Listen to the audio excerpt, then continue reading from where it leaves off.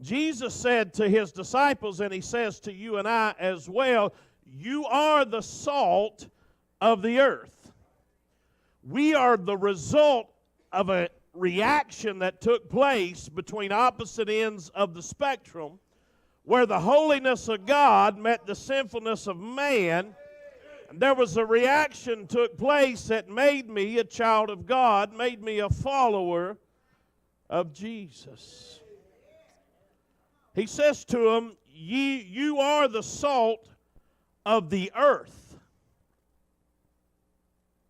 Not the salt of the church. Not the salt of the fellowship.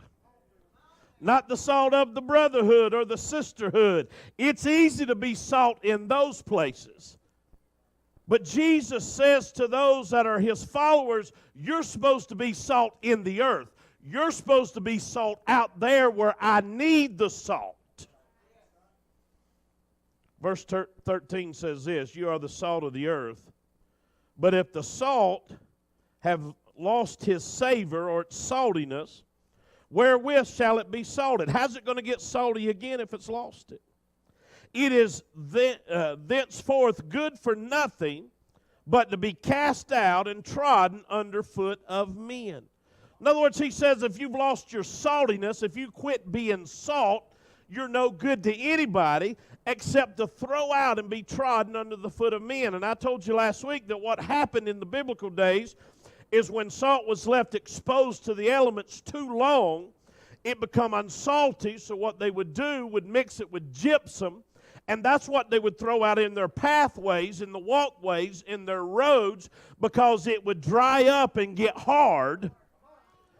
Put on your spiritual thinking caps just a moment. It would dry up and get hard and was good for nothing else but to be walked on. I'm afraid what we're seeing in our churches today, we've lost our effectiveness.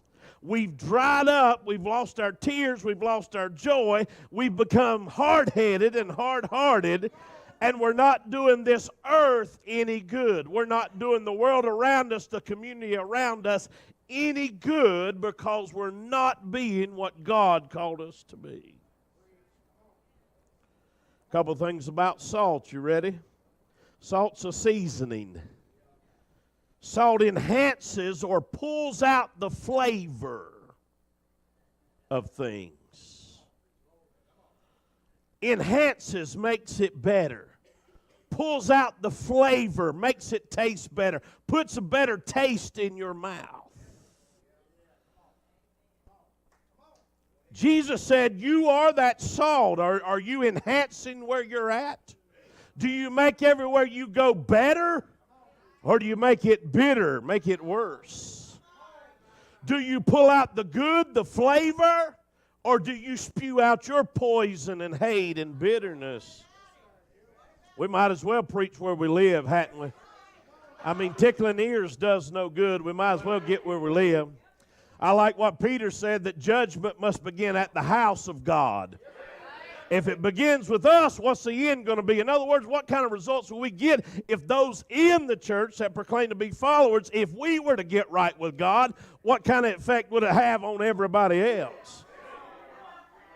As a pastor, as a minister, a lot of times I run into folks and I meet people and they'll use this phrase. They'll say, I don't go to church because I've been hurt down there. I don't go to church because there's hypocrites down there. And I honestly have to say, you're exactly right. I've seen enough false and phonies and Pharisees and hypocrites down at the church, and that should not be. Salt's a seasoning. Salt's a preservative. It maintains freshness. It kills the unhealthy bacteria and maintains a freshness. I'm afraid our churches have gotten stale. It's not fresh anymore. There's no anointing anymore. There's no fresh oil anymore in our churches.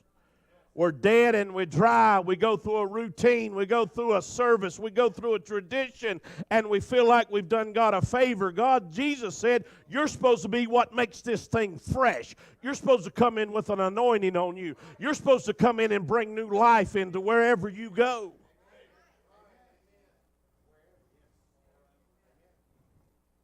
Where's the anointing? Then salt's also a catalyst. I'm just reviewing from last week, and if you weren't here, you can go back and watch it on the website in the videos. But salt's also a catalyst. In other words, salt's added to other chemicals, and it produces results. When salt's put in the mix, it automatically produces results or produces reaction wherever it's added in at. What kind of reactions down on your job since you started? What kind of reactions in the church since you started attending? What kind of reactions in your family since you began to follow Jesus? Has those reactions been positive or negative? Has it enhanced it? Has it made it better? Has it made it fresh and anointed? Have you caused reaction where you go to the positive or to the negative? Now, I do want to ask you as I begin the sermon today to please put your shovels down. Lay your shovels down. What I mean by that is this is not for you to pick up and shovel to the guy behind you, the lady behind you. Put your shovel down, because what we're preaching is to you and I that claim to be followers of Jesus. Jesus said you are supposed to be salt.